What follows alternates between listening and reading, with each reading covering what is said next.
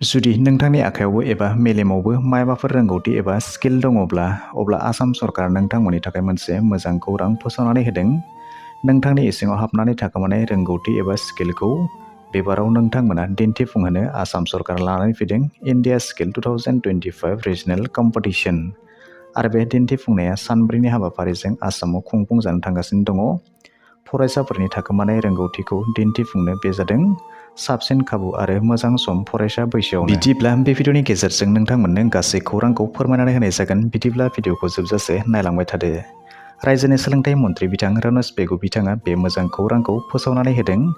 रायजोनि आरो नर्थ इस्टनि लाइमोन फरायसाफोरनि रोंगौथि एबा स्किलखौ दिन्थिफुंनो थाखाय बे खाबुखौ रायजो सरकारा फरायसाफोरनो खालामनानै होदों।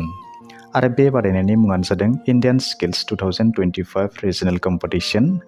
आसामजों लोगोसे सा सानजा भारतनि फरायसाफ्रा बे हाबाफारियाव बाहागो लागोन आरो गावनि रोंगौथिखौ दिन्थिफुंगोन। गासै 26टा स्किल्सनि बेवहाय दिन्थिफुंनाय बादायलायनाय जागोन।